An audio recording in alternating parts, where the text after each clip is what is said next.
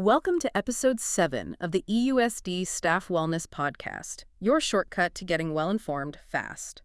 Today, we're diving deep into personal well-being, exploring how physical health habits and emotional resilience are, while they're really connected. Oh, absolutely. They're not just connected. They're sort of intrinsically linked, like one big system. Exactly. Most of us think of health in like separate boxes, right? Diet here, exercise there, mood over here. But what if they're all playing in the same orchestra? That's a great way to put it. And we've pulled together some fantastic insights today.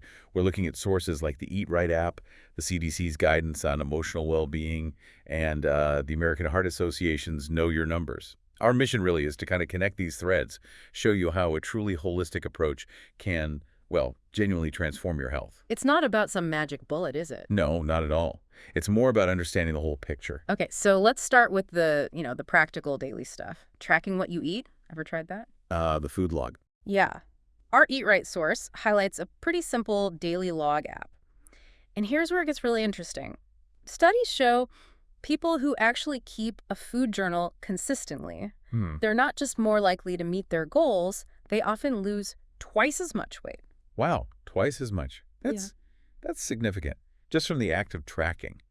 Seems like it. It's like that simple awareness just flips a switch or something. And what's really insightful there, I think, is the focus on portions more than just like strict calorie counting. Right. Less intimidating. Exactly. It's a much more sustainable way to find balance. And honestly, who wants to obsess over every single calorie number? It takes the joy out of eating. The app even lets you do things like customize colors, kind of like those container systems you see sometimes. Oh, yeah, like the 21-day fix thing. Precisely. Yeah. So it gives you a clear visual map of what you're eating. It's not about wrestling with complicated math. Okay, so tracking portions, getting that daily awareness, that's step one. But then there's the bigger picture inside the body, right? Even if you feel totally fine. That's where the American Heart Association's Know Your Numbers campaign comes in.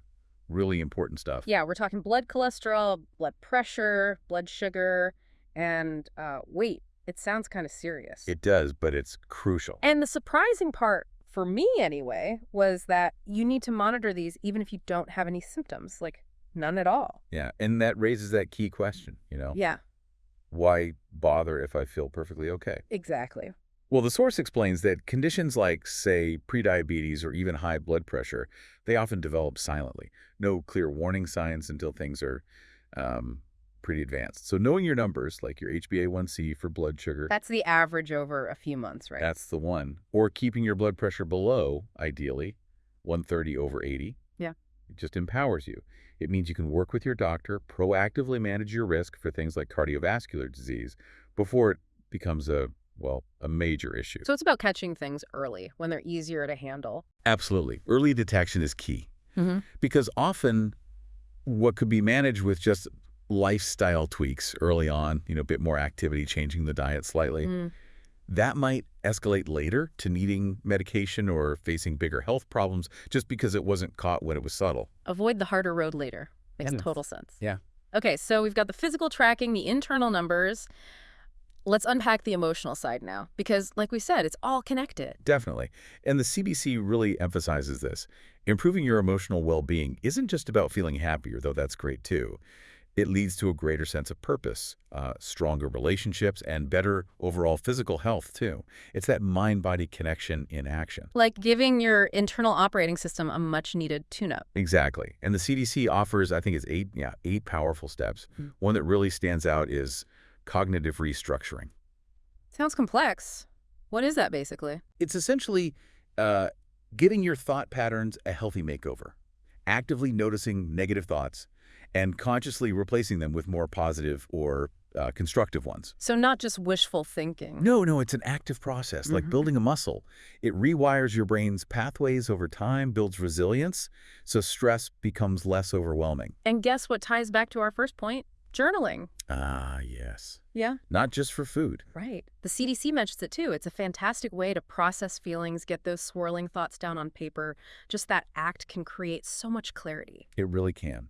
And they also champion things like, self-kindness, being gentle with yourself. Yeah. Finding healthy outlets. Like exercise, dancing, art, anything that works for you. Exactly. And relaxation techniques. Deep breathing, meditation, even just a few minutes can make a difference. Plus, nurturing healthy relationships and practicing gratitude. Those are huge. It's like building your emotional toolkit. That's a perfect way to describe it. And if we connect all of this back together, it's just so clear, isn't it? Yeah. Physical health and emotional well-being are deeply intertwined. Things like eating well, getting enough sleep. That magic 7+ hours for adults. That's the goal. And staying active even just, 20, 30 minutes most days, building up towards that 2.5 hours a week. All these things benefit your body and your mind at the same time. It's a positive feedback loop. Totally synergistic. So what this really means for you listening right now is maybe shifting how you think about well-being, not as these separate tasks, but as one magnificent interconnected system. Right. Each part supports the others. Okay, so a final thought for you to consider.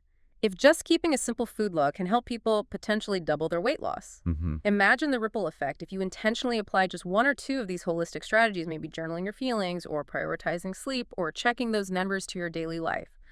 What one small step will you take towards a more balanced and resilient you? Remember, Empire, to engage, educate, and empower, and you have to take care of yourself in order to be able to do that.